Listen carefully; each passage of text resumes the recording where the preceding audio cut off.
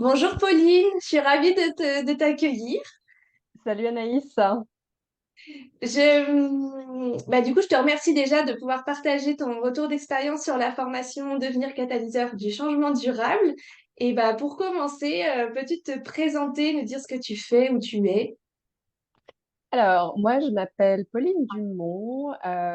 J'accompagne les mamans dans leur transition écologique à redéfinir un projet de vie qui soit source de sens, de liberté et de joie. Voilà. Et où est-ce que je vis? C'était la question? Oui, voilà, oui, Oui, qu'on puisse situer. j'habite depuis quelques mois en pleine campagne bretonne. Super. Et donc, tu accompagnes le public Oui. des mamans en individuel, du coup, c'est ça? Ok. Donc, tu t'es formée, c'était il y a un petit moment. En tout cas, la formation s'est terminée en septembre 2022. Donc, ça fait un peu plus de 6 mois au jour où on enregistre cette vidéo que tu as terminé cette formation. Et si tu te remémores quand avant d'entrer dans la formation, euh, est-ce que tu te souviens, voilà, avec quoi t'arrivais, c'était quoi ta problématique ou tes attentes, ouais, à quoi tu te heurtais avant de vouloir participer à cette formation? Alors moi, je t'ai connue dans le cadre de la semaine écoféministe organisée par éco-entrepreneuriale, je crois, organisée par Solène Pigné. Et tu présentais justement la posture de communication face à un public qui était sensible à l'écologie. Et il y avait une slide, la slide de l'autruche, qui m'avait vraiment marquée, mais ça m'avait électrochoquée. Ça a jamais fait un effet parce que justement, euh, je trouve que ce qui est très difficile, c'est quand on est face à un public, quand on parle d'écologie, d'avoir le bon angle, la bonne manière d'aborder le sujet. Et donc, du coup, toi, au travers de cette slide de l'autruche, tu expliquais que c'était normal, en effet, qu'il y avait certaines étapes et qu'il y a des choses à faire, à pas faire, etc. Et c'est comme ça que je suis allée me renseigner à ton sujet. Et j'ai vu que tu parlais pas mal de postures à tenir, de casquettes sur lesquelles on pouvait jouer en tant qu'accompagnante. Et je me suis dit, bah, tiens, ça peut vraiment m'aider parce que l'écologie, enfin déjà quand on parle de changement de vie, bah, il y a plein de domaines d'angles. Et quand en plus on rajoute la couche écologique, ça vient toucher une corde qui est encore plus sensible parce qu'on revient au fondement, à l'identité même de la personne. Donc voilà. Ok. Euh, je me demandais, du coup, quand tu as découvert au niveau de ton activité, t'en étais où? En tout cas, toi, en voyant ça, tu t'es dit, ah, je vais avoir des billes. En tout cas, je comprends mieux, je vais avoir des billes pour mieux accompagner mes clients, Ouais. parce que justement, avec cette corde sensible supplémentaire qu'on rajoute. C'est ça? Ouais, c'est ça. Et en fait, j'étais assez. J'avais pas mal le syndrome de l'imposteur, grand classique, où je me disais qu'il fallait absolument que je sois supra experte dans mon domaine pour pouvoir me sentir et être légitime. Et donc, au travers de tes différents articles de blog, j'ai commencé à voir que bah, c'était pas forcément. Oui, il faut avoir un certain niveau d'expertise, ça c'est sûr, mais il n'y a pas que ça. Et ça m'a intriguée. Donc, où est-ce que j'en Ok. étais, moi, d'un point de vue professionnel? J'étais au début, vraiment au début, et puis pas mal bloquée par cette notion d'être experte, à fond experte. Et du coup, j'étais un peu chiante dans ma communication aussi, parce que je voulais être experte. Mais voilà. Hmm. Et du coup, ça me vient de poser la question par curiosité, et que peut-être les personnes qui nous écoutent seront curieuses, c'est quoi un peu ton parcours ou qu'est-ce qui t'a donné envie de travailler aujourd'hui dans justement contribuer à accompagner le changement écologique? Moi, j'ai travaillé 12 ans dans la banque, en sachant dès le premier jour que j'étais pas à ma place, et pourtant je suis restée. Et en fait, en début 2019, j'ai eu ma prise de conscience écologique. Ça a été assez violent, mais comme j'avais déjà pas mal cheminé par moi-même, assez rapidement, j'ai su ce que je voulais faire enfin, je voulais changer de job et comme j'étais fan de développement personnel, je voulais mettre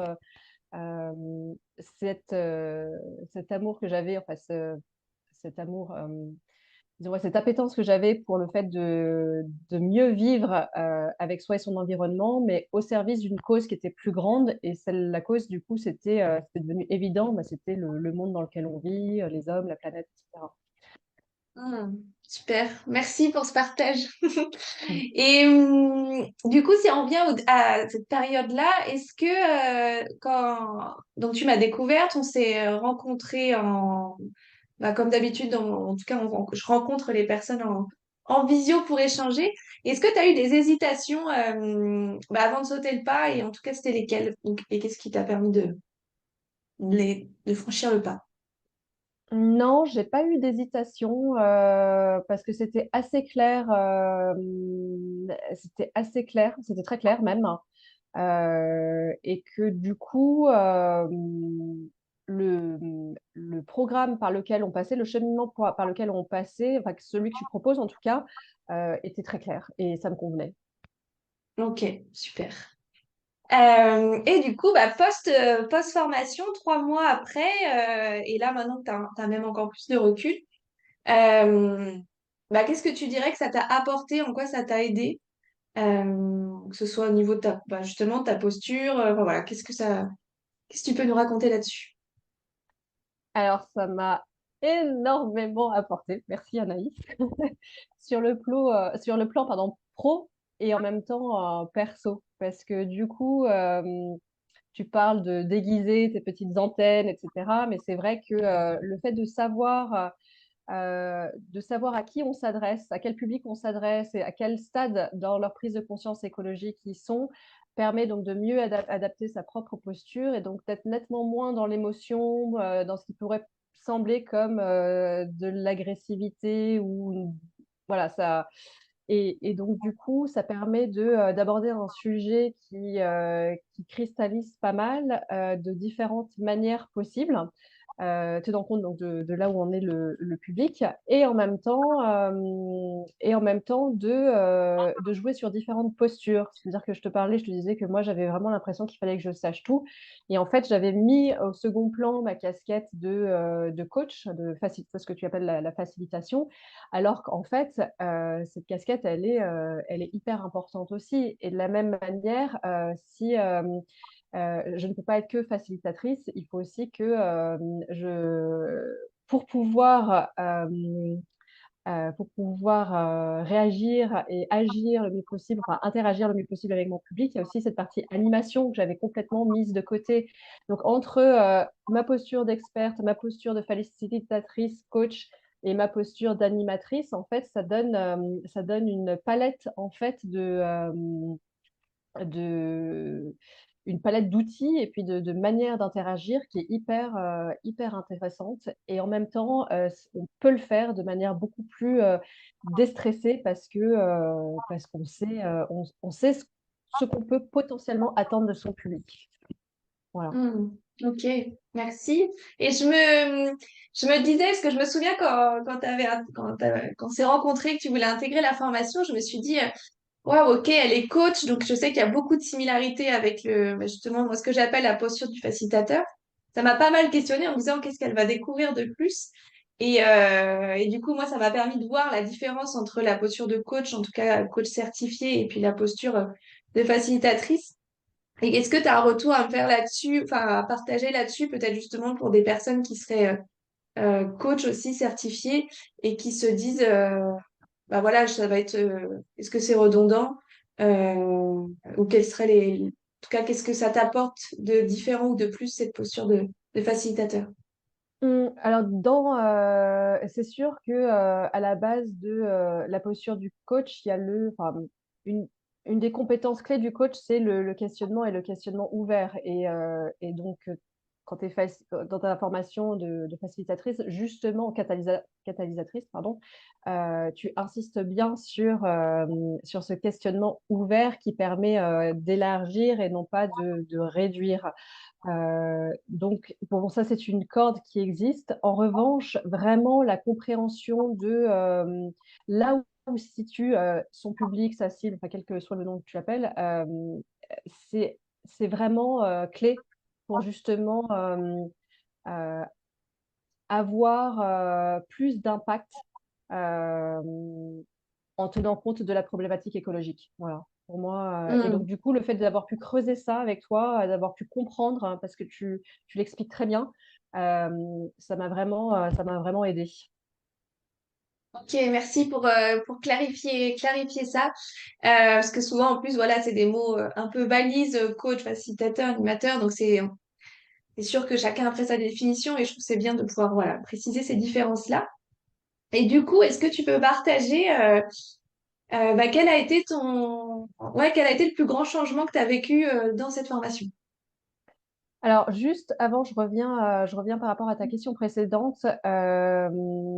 C'est pas, j'insiste, c'est pas redondant parce que oui, il y a des similitudes entre le coach et le facilitateur. On parle d'écologie, mais aussi tu nous amènes à pratiquer les autres casquettes qui sont de l'ordre de l'animateur et de l'expert. Et c'est intéressant parce que on peut être coach et puis on peut aussi aborder le sujet, pas forcément qu'en individuel, mais en collectif, dans des ateliers collectifs. Et en ça, c'est très utile aussi. Donc voilà, je tenais juste à préciser pour compléter Oui, c'est la vrai. réponse à la question. Merci. Merci. Effectivement, c'est une formation qui s'adresse à la fois pour accompagner individuellement, que ce soit des clients particuliers ou même en B2B, mais aussi des groupes Mm. euh, et même des conférences, des grands groupes ou Ouais. des groupes. Enfin voilà, ça s'adapte à tout format. Et du coup, ouais, pour le changement, est-ce que tu peux partager le plus grand changement que tu as vécu dans la formation? Je pense que le plus grand changement, c'est vraiment la prise de confiance. Euh, Ouais, je dirais prise de conscience, confiance, pardon, pas conscience, prise de confiance et sérénité. Confiance parce que du coup, le fait de pouvoir jouer avec ces trois postures, ça permet de déstresser sur le fait de pas tout savoir sur tout. De toute manière, c'est impossible. Et puis sérénité parce que et je rejoins, ça recoupe le côté gain à titre personnel. Moi, aujourd'hui, maintenant, quand je suis face à des gens qui sont pas forcément, qui se disent écologiques ou pas d'ailleurs, et qui ne le sont pas vraiment ou d'un certain stade, je suis en mesure d'adapter ma communication, ma posture, et du coup, ça génère nettement moins de friction qu'auparavant. Bon, sauf avec la famille, ça c'est un peu plus compliqué, mais c'est un autre sujet. Mais ouais, donc sérénité et confiance. Pour les personnes qui nous regardent et qui sont comme toi des acteurs de la transition et qui se posent des questions sur leur manière de faire mieux, en tout cas pour accompagner le changement de comportement, qu'est-ce que tu leur conseillerais? Bah, je pense